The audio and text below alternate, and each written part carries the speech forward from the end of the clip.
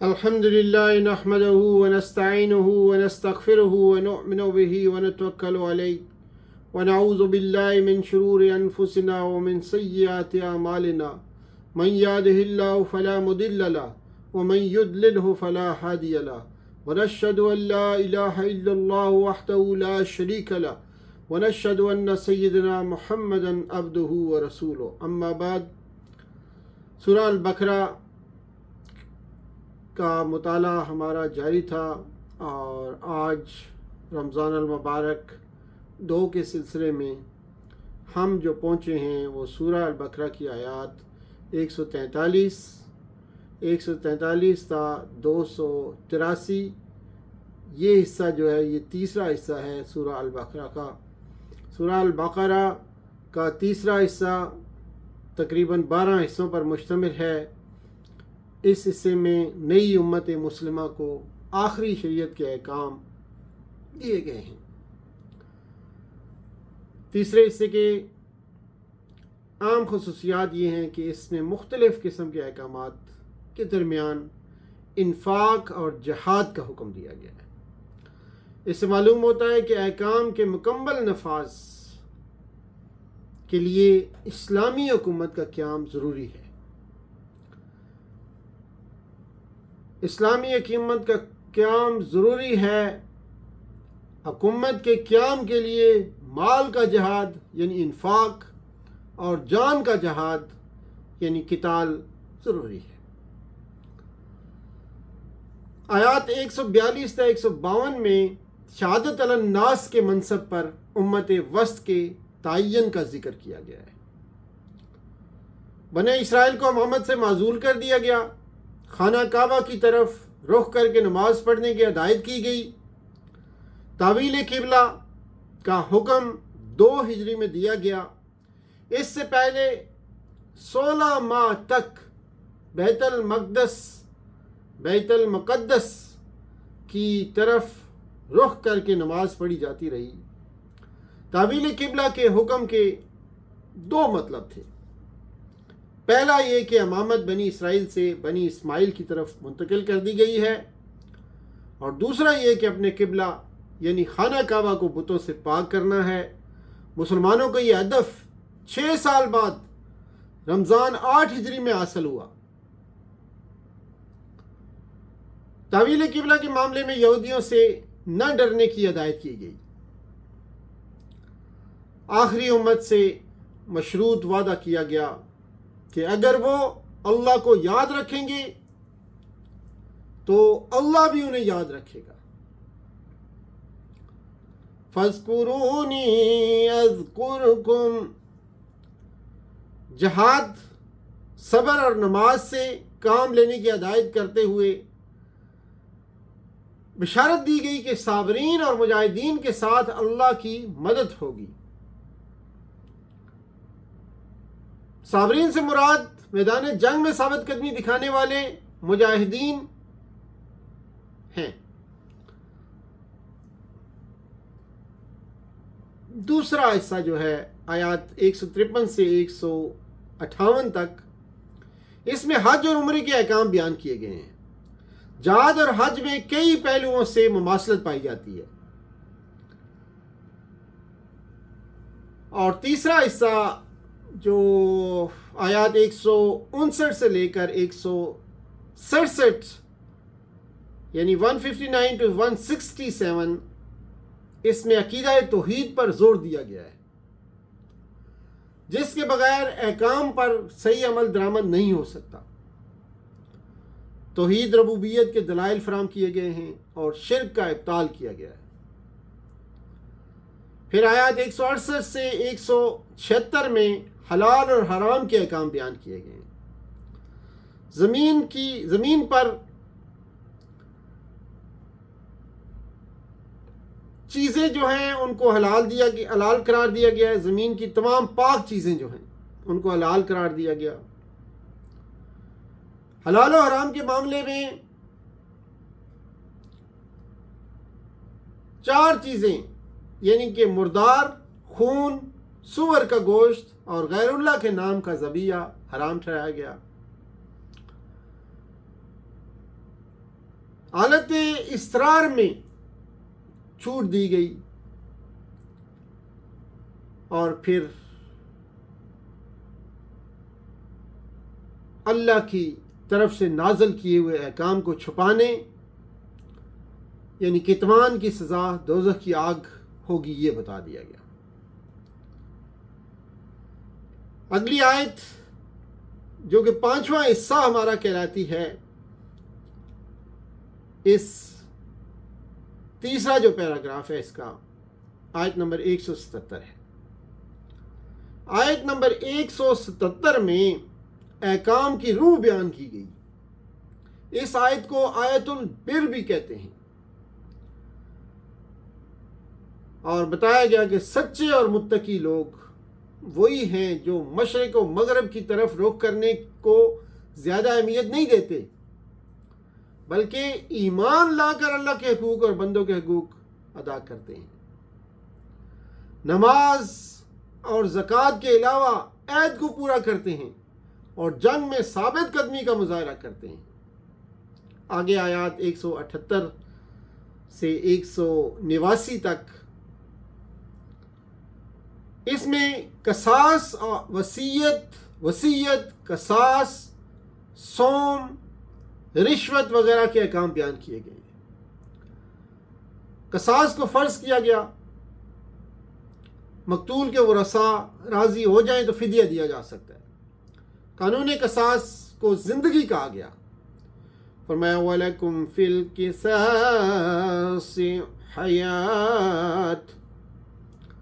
رمضان کے روزے فرض کیے گئے، یا ایھا الذین آمنوا کتب علیکم الصیام کما کتب علی الذین من قبلکم لعلکم تتقون۔ پھر مسافروں اور بیماروں کو قضاء روزوں کی سہولت عطا کی گئی۔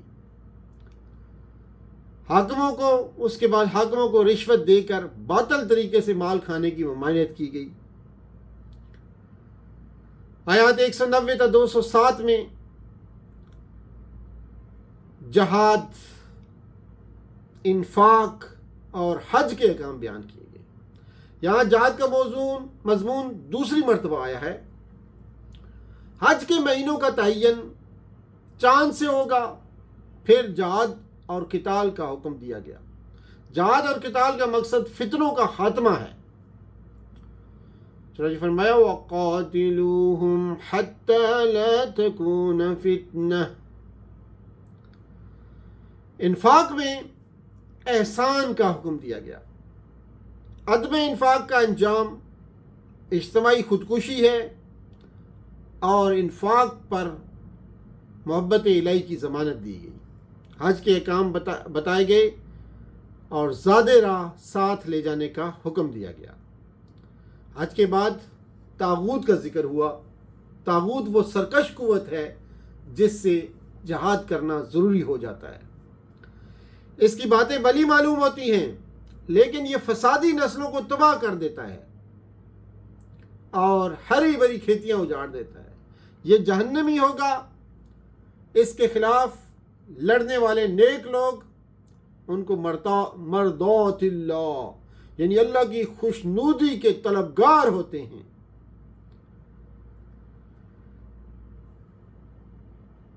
آیات 208 سے 213 میں کامل اسلام کا مطالبہ کیا گیا۔ مسلمانوں پورے کے پورے اسلام میں داخل ہو جاؤ۔ ادخلوا فی السلم کافہ۔ شیطان کے راستے پر نہ چلو۔ مسلمانوں کو بنی اسرائیل کی طرف یعنی زیادتی سے بچنے کا حکم دیا گیا۔ بنی اسرائیل کی طرح زیادتی سے بچنے کا حکم دیا گیا۔ 214 سے 218 آیات جو ہیں ان میں انفاق اور جہاد کے کام بیان کیے گئے ہیں۔ یہاں جہاد کا مضمون تیسری مرتبہ بیان ہوا ہے۔ جہاد میں شرکت اور آزمائشوں کے بغیر جنت میں داخلے کو آسان نہیں سمجھنا چاہیے۔ انفاق کی ترغیب اور ناگوار چیزوں میں بھی موجود خیر کی وضاحت کر دی گئی۔ ایمان لا کر ہجرت اور جہاد کرنے والے اللہ کی رحمت کے امیدوار ہوتے ہیں۔ آیات 219 تا 242 میں شراب، یتامہ، نکاح، حیض، قسم، ایلا، طلاق، رضاعت، عدت، مہر وغیرہ کے معاشرتی احکام بیان کیے گئے۔ شراب اور جوئے میں فائدے کم اور نقصانات زیادہ ہیں۔ شراب کے بارے میں یہ پہلا تدریجی حکم تھا، پھر سورہ نساء کی آیات 143 اور حتمی طور پر حرمت شراب کے لیے سورہ مائدہ کی آیات 90 نازل ہوئیں۔ پھر یتامہ کے اموال کے ساتھ شراکت کی اجازت دی گئی۔ مشرک عورتوں سے نکاح کو حرام ٹھہرایا گیا۔ حیض کی حالت میں بیویوں کے پاس جانے کی پابندی عائد کی گئی۔ ایلا کے سلسلے میں وضاحت کی گئی کہ جو لوگ اپنی بیویوں کو ہاتھ لگانے کی قسم کھا لیں ان کے لیے 4 ماہ کی مدت ہے، اس کے اندر انہیں رجوع کرنا چاہیے یا طلاق دے دینا چاہیے، معلق نہیں چھوڑنا چاہیے۔ طلاق کی عدت 3 یعنی ثلاثہ قروء یعنی حیض یا طہر بیان کی گئی، 3 حیض یا طہر بیان کی گئی ہے طلاق کی عدت۔ حمل چھپانے سے روکا گیا۔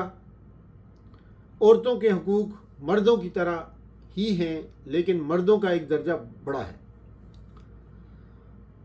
طلاق 2 مرتبہ ہے، 2 مرتبہ رجوع کیا جا سکتا ہے، تیسری طلاق کے بعد رجوع ممکن نہیں۔ خلا کے بارے میں بتایا گیا کہ بیوی شوہر کا دیا ہوا مہر واپس کر کے خلا کا مطالبہ کر سکتی ہے۔ تیسری مرتبہ طلاق کے بعد سابقہ بیوی صرف اسی صورت میں حلال ہو سکتی ہے جب عورت کسی اور مرد سے شادی کر لے اور وہ مرد مر جائے یا اسے طلاق دے دے۔ بیویوں اور عورتوں سے حسن سلوک کی نصیحت کی گئی۔ رضاعت کے سلسلے میں بتایا گیا کہ اس کی زیادہ سے زیادہ مدت 2 سال ہے۔ پھر آیت نمبر 233 میں باپ کے ذمے بچے کے اخراجات ہیں، یہ بتا دیا گیا۔ آیت نمبر 235 میں بیوہ کی عدت 6 ماہ 10 دن، بیوہ کی عدت جو ہے 4 ماہ 10 دن۔ عدت میں نکاح اور پیغام نکاح کی ممانعت کر دی گئی۔ پھر مہر کے بارے میں احکامات آئے ہیں۔ رخصتی سے پہلے طلاق دی جائے تو نصف مہر ادا کرنا ہوگا، لیکن دونوں فریق فیاضی اور احسان کا مظاہرہ کر سکتے ہیں۔ متعلقہ عورتوں کو مہر اور متاع سے نوازنا ضروری قرار دیا گیا۔ پھر آگے آیات 243 تا 274 میں جہاد اور انفاق کے احکام بیان کیے گئے ہیں۔ یہاں جہاد اور انفاق کا مضمون 4تھی مرتبہ بیان کیا جا رہا ہے۔ بنی اسرائیل کے جہاد سے متعلق آیت ہے جی ہماری آیت نمبر 243۔ امت مسلمہ کو جہاد کا حکم دیا جا رہا ہے آیت نمبر 244 میں۔ اور پھر آگے آیت نمبر 245 میں قرض حسنہ کے ذریعے جہاد کے لیے انفاق فی سبیل اللہ کا مطالبہ کیا گیا۔ اگلی آیات 246 تا 250 میں بنی اسرائیل کی جہاد کا ذکر کیا گیا ہے جو حضرت طالوت کی قیادت میں کیا گیا اور جالوت کو شکست دی گئی۔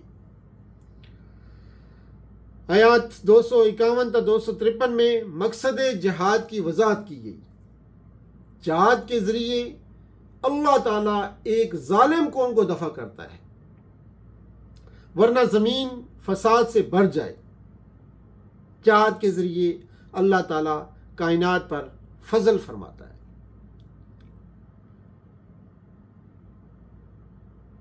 آیت نمبر 251 میں یہ بات کھول کر بیان کر دی گئی۔ اور پھر آیت 254 میں مسلمانوں کو انفاق فی سبیل اللہ کا حکم دیا گیا۔ اس کے بعد 6 آیات پر مشتمل آیات 255 تا 260 جملہ معترضہ ہے۔ انفاق فی سبیل اللہ کا یہ مضمون آیت نمبر 261 سے دوبارہ شروع ہوتا ہے اور 14 آیات کے بعد آیت نمبر 274 پر ختم ہوتا ہے۔ اب آئیے دیکھتے ہیں جملہ معترضہ۔ آیت نمبر 255 آیت الکرسی ہے، اس میں اللہ کی صفات کے ذریعے اللہ کی ذات کا تعارف کرایا گیا ہے۔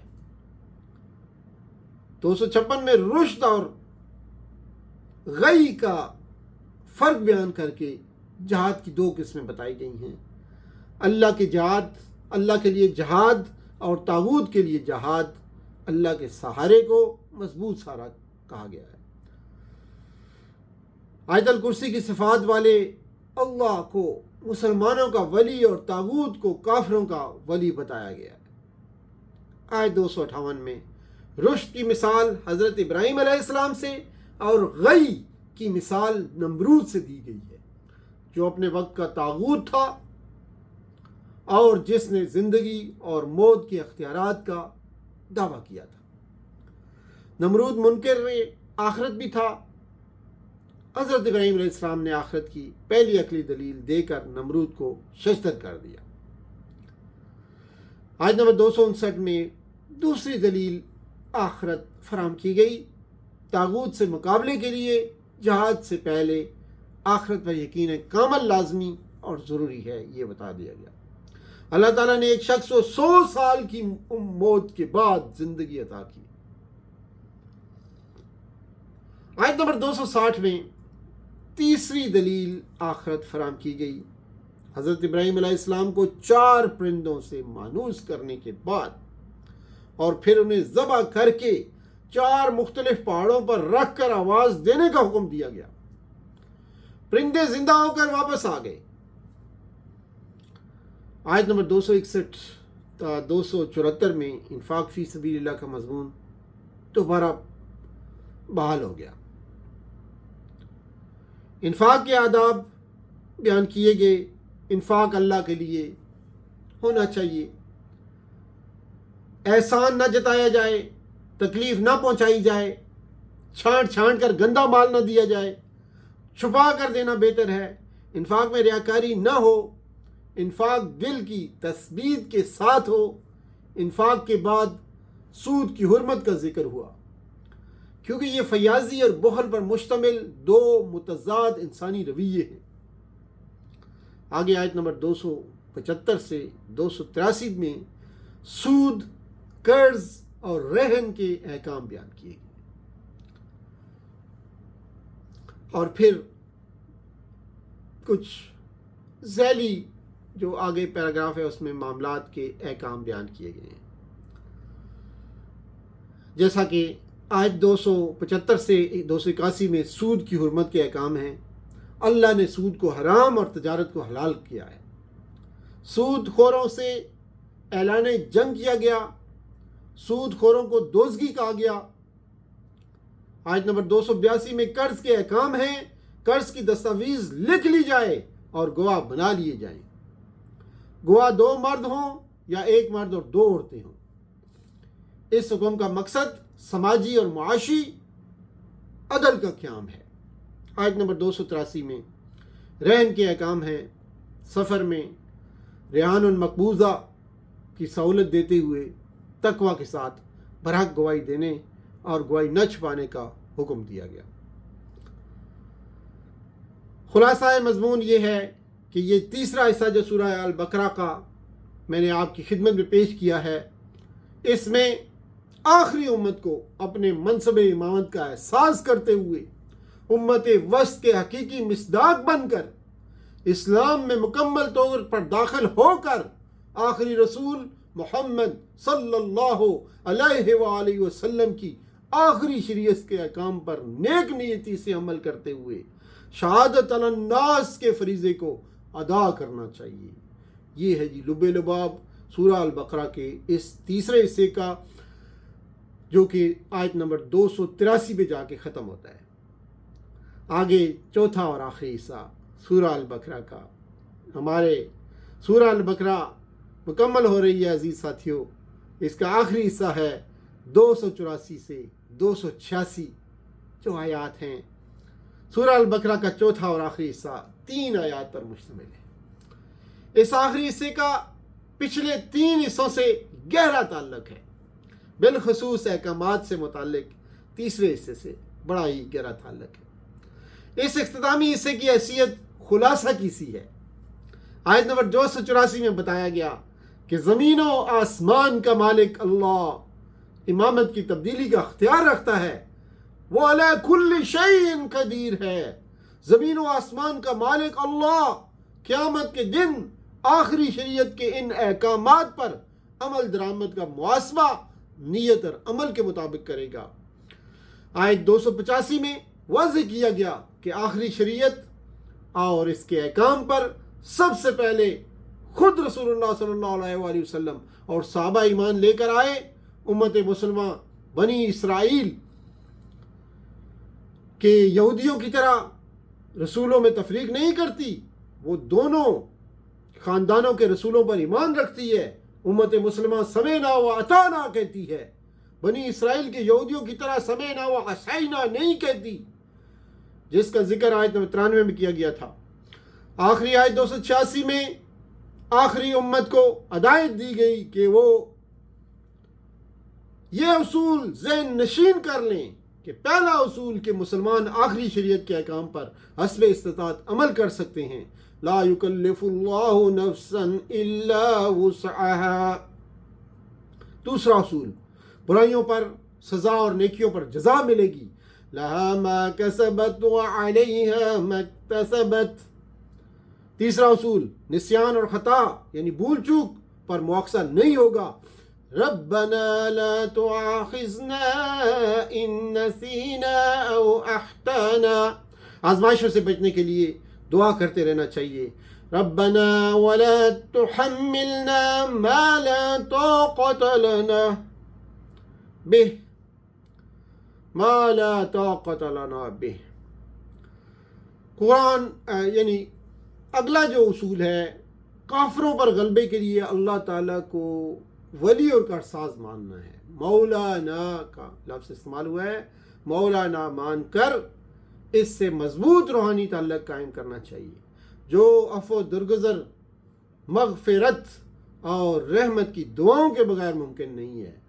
واعف عنا واعف عنا واغفر لنا وارحمنا انت مولانا۔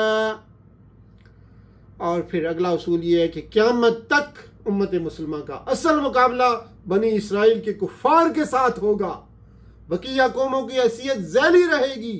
کافروں پر غلبے کے لیے اللہ کی مدد ضروری ہے، اس لیے جنگی تیاریوں کے ساتھ ساتھ اللہ سے مدد بھی مانگتے رہنا چاہیے۔ فانصرنا علی القوم الکافرین۔ اس آخری حصے کا مرکزی مضمون یہ ہے کہ اللہ تعالیٰ سے مضبوط تعلق کی بنیاد پر آخری امت کو آخری شریعت کے احکام پر نیک نیتی کے ساتھ حسب استطاعت عمل کرنا چاہیے، تاکہ کافروں پر بالخصوص اہل کتاب پر غلبہ حاصل ہو سکے۔ یہ تھا جی سورہ البقرہ کا آخری حصہ، جو کہ چوتھا حصہ تھا، وہ آپ کے خدمت میں بیان کیا گیا ہے۔